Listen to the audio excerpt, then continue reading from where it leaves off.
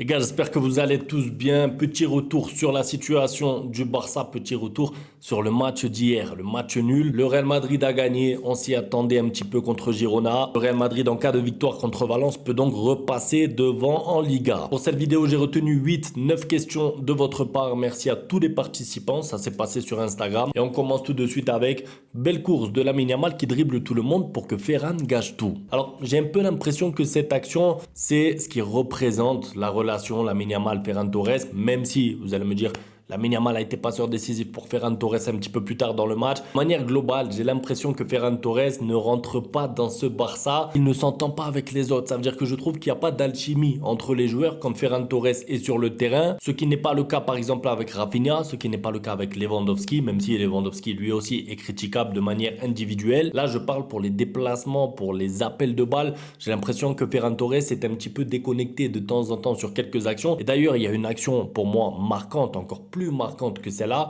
c'est quand Lamine Yamal a la balle. Ferran Torres fait un appel, ensuite il est hors jeu. Du coup, tu as Lamine Yamal qui doit arrêter l'action, Lamine Yamal qui stoppe le ballon et qui dit à Ferran Torres viens ou pars. Et ensuite, il fait une passe, la passe est ratée, du coup, la passe est trop longue et l'action est morte. Mais cette action, pour moi, elle résume un petit peu la relation Ferran Torres avec les autres joueurs du Barça. J'ai l'impression en fait que c'est un joueur qui vient d'arriver il y a 2 semaines et où on est en train de dire il lui faut du temps, il lui faut des automatismes. C'est vraiment compliqué pour lui. Guito, comment vous trouvez Frenkie de Jong? Pour de Jong, c'est un peu particulier parce que j'ai vu des statistiques passer comme quoi il a réussi 100% de ses passes. Ça veut dire que cette statistique-là me rappelle un petit peu les matchs de Toni Kroos avec le Real Madrid de temps en temps où on voyait Toni Kroos incroyable, 100 passes réussies, 100%, c'est incroyable, pas un ballon perdu. Le problème avec De Jong, c'est qu'il faut voir ce qu'il fait du ballon, il faut voir combien de temps il met à faire la passe et il faut voir aussi son apport défensif qui, un, a été pauvre et deux, a même coûté un but puisque c'est lui qui fait la faute sur le penalty. Bon, ça arrive. Ça veut dire qu'on ne peut pas juger son match juste avec cette action.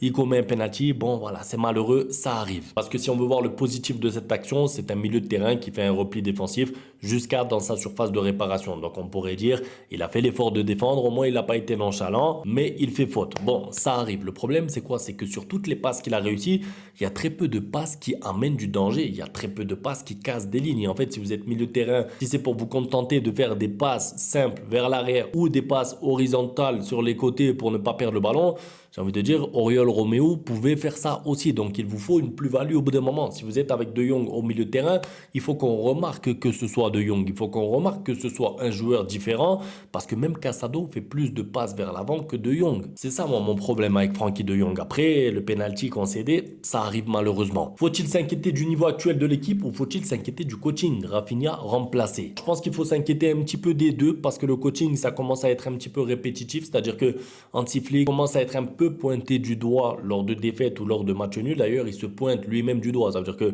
il fait des conférences de presse après les matchs et il dit souvent c'est ma faute, j'aurais pas dû faire ci, j'aurais pas dû faire ça. Moi, j'aime beaucoup cette attitude. Il prend ses responsabilités.